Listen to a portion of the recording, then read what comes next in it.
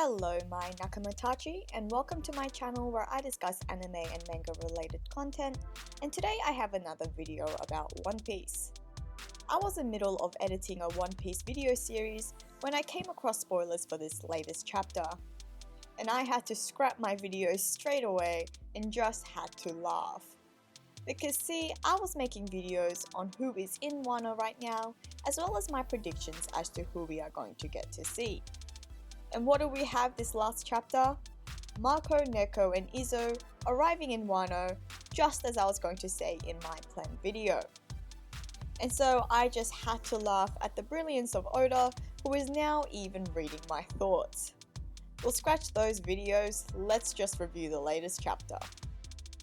So chapter 981 starts off where the last one ended, with Kid attacking Apoo, furious at him for betraying him and Hawkins. But Apoo gets him back, point blank. And this stumped me somewhat because from what we've seen of Apoo previously, I thought of him as a mid to long distance fighter. But anyways, Apoo's power has been confirmed to be sound related, so it seems like you have to hear his music to be affected, which explains his close to long distance range so long as you're in earshot. That also still means that I don't think Apoo has much defensive skills, but in saying that, he was able to withstand Kid's massive attack, Punk Gibson, and then still able to return an attack of his own, so he is quite durable, or at least definitely not a weakling. And the reason we found out about how Apoo's power works is because of Killer. So we know that Killer was a subordinate of Orochi's, but how does he know about Apoo? Can we just assume that it must be from their time together in the Alliance? But then how come Kid wasn't aware of Apoo's power? Or could the two have crossed paths while working for Kaido, in which case, how much else does Killer know about Kaido's crew? Maybe Killer's captivity has resulted in intel about Kaido and Orochi, which could definitely be useful for upcoming battles. And again, the interaction between the two supernova captains and their respective right-hand men was golden. It was just super funny seeing poor Killer having to deal with this ragtag group of super strong, but also just hilariously simple-minded pirates. And I am just loving this worst generation focus here in Wano.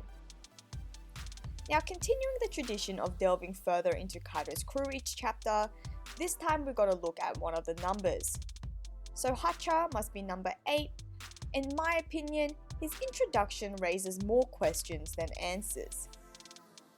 I mean, seeing as we have Jack, Queen, and King, does this mean the numbers will be numbered from 1 to 10 or 2 to 10, as 1 would mean that there would be Ace if we're going by a card deck?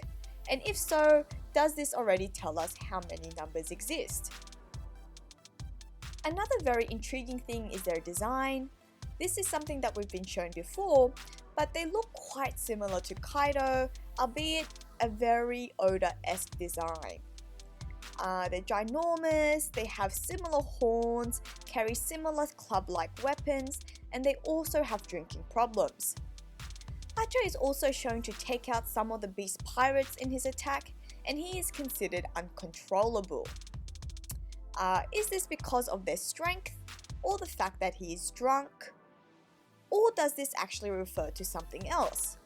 Do the numbers have relatively free reign in how they act because of their relationship to Kaido?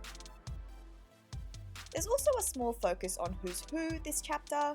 From the group surrounding him, it seems like he's the leader of some cat-themed pirate group, which I imagine was his former crew before he came under the Beast Pirates. And this then leads me to wonder whether each of the Flying Six have their own group within Kaido's crew. Who's Who also mentions that in response to Queen last chapter when he announced he'll be taking out one of the Flying Six, that Who's Who also wants to take someone out. Now I read this as Who's Who and Queen referring to each other, and I think there must be something between them. Maybe Queen's the one who defeated Who's Who, and so his crew had to submit to Kaido, and now Who's Who wants his revenge. But please share your opinion on this because I am keen to hear about how others interpreted this. Next we see that Kinemon's group are advancing on Onigashima, trying to enact the pincer movement to surprise Kaido, but using an outdated map, and so whilst doing so, stumble across Black Maria's brothel. Aside from the beautiful detail of this estate, it also adds to my questions about the Flying Six. So in addition to retaining their own crew, do each Tobiroppo also have an area or territory that they control or hold?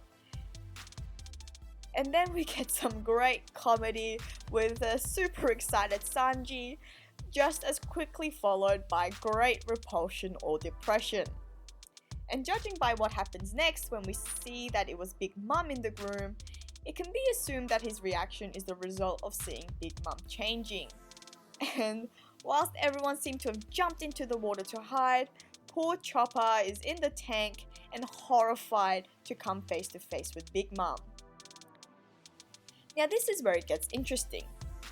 Maybe it's just because she's shocked, but Big Mom doesn't seem to bear any ill will or malice in her expression upon seeing Chopper. She looks surprised, but she also looks sort of blank. And then remembering before that, it also seemed like she was under some sort of confusion as to the port that her children are supposed to meet. It raises some questions as to whether her amnesia is back. Now, I don't personally think we're going to see a return of Olin, or at least not on full scale. But I guess the amnesia plotline happened for a reason, so perhaps there are remnants of her amnesia, or maybe she's retained her memory of the time she spent with Chopper as Olin, and so I'm pretty interested to see how this will play out. Speaking of Big Mom and her kids, we see them making the second attempt at climbing up the waterfall, and they seem pretty dismissive of Kaido and the Beast Pirates, which leads me to wonder whether this alliance is genuine. Apoo makes a big statement earlier on in this chapter, implying that pirate alliances don't have happy endings. And this Wano arc has plenty of pirate alliances, so it seems like a pretty important foreshadowing. A rift between Kaido and Big Mom seems definitely plausible. I mean, Big Mom has a history of feigning alliances, and her children don't seem to be taking it all too seriously. But does this statement also apply to the Worst Generation alliance between Luffy, Kid, and Law? This foreshadowing is something that I'll talk about in greater detail in another video. Back to this chapter, Big Mom's children hilariously suffer again, falling down the waterfall, but this time by the work of the former commander of the 1st Division of the Whitebeard Pirates, Marco the Phoenix. Like a lot of us have been speculating, Marco is here at Wano and he brought some familiar faces with him in Neko and Izzo, and all I can say is hype fest. Now I am super excited to see them, but I'm also super freaking surprised, not because I wasn't expecting them to show up, but the timing of how early they did. Things are progressing pretty quickly, and it really makes me wonder why. Like I said at the beginning of this video, I was in the middle of working on some Wano predictions as to what we could expect, in which the return of Marco, Neko and Izzo was included. But I just had no idea this would happen so soon. It seems like all the backup that we can reasonably expect against Kaido are now here. Jinbei returned only a few chapters ago, and now these three have also arrived, and whilst I am loving their return, I can't help but feel puzzled at their entrances, which have been a bit unceremonious. I mean, sure, Marco hilariously sent the Big Mom Pirates to their fall, which as an aside, this leads to some speculations as to potential matchups, perhaps against King and Marco. And also Jinbei helped upon his entrance, clear the way for Straw Hat reaching Onigashima. But their returns have just not been some groundbreaking, arc-defining moments that returns of such characters would be assumed to bring.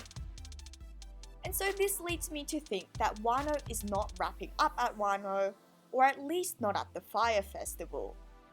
The fact that all these characters are here, introduced before the actual fight, makes me question, will the battle against Kaido really end here?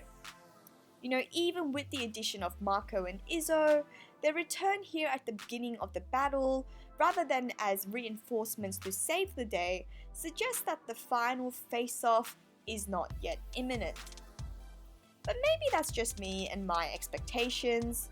I'm really interested to see what you guys think on this, so please let me know in a comment below. As I mentioned, I was preparing a Wano discussion / prediction, which I am going to now have to modify, but I am still keen to get this out there with some new thoughts as to how this is all going to develop, so please subscribe to discuss more about the future of Wano. But this was Joy Girl, and I hope to see you again here in another time.